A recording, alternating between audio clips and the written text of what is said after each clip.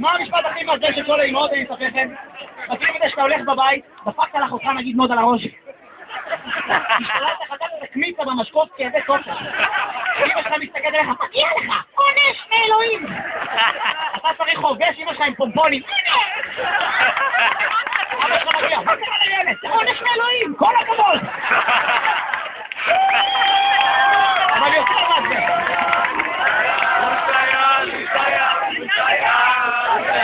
יותר מה זה מזה, תגידו לי קרה לכם את זה. אתה יושב בבית, רואה טלוויזיה.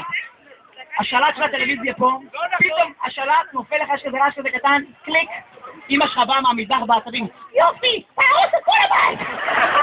תהרוס את הבית, הנה מה שאתה! אני אשרק לבית! אני אסגונה של הבית! תוכנית הקודים. מגיעים לאמא שלך פעם בשנה, ממש המרצים שלו השאימו אותה בחצר, תולק ביצה מדברת לעצמה כזה, אני עושה הכל בבית הזה! אני חפשת, מנסה,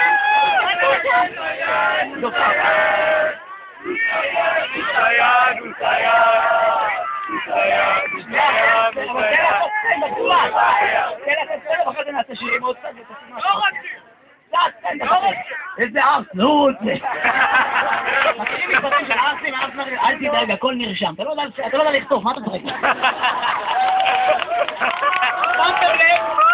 שמתם לב שכל שארס יותר מסוכן יש לו הליכה יותר מצחיקה? אני קם אליך, אני תופך לך את התחת. עכשיו שמתי לב, יש ארסים בנס ציונה? לא יכול להיות, גם ארסים לא יודעים שהם ארסים. אתה בא ל-CLV, אתה רואה 400 ארסים בחניון עם בגש פתוח. אתה בא להיכנס אחד הארס, אומר לך, אחי, לא כדאי לך להיכנס פנימה. אתה אומר לו, למה? אומר, וואלה, מלא ארסים בפנים. אבל מה הכי מלחיץ שקורה עם ארסים? אתה עוצר ברמזור אדום, אתה לבד באוטו שלך בלילה, אמצע הלילה בכפר הראל מויאן, ישן בבית, אתה באוטו. אתה עוצר את האוטו של הארסים, בבונים, מוחאים כפיים, מכירים את זה? שהם בתוך האוטו, לא,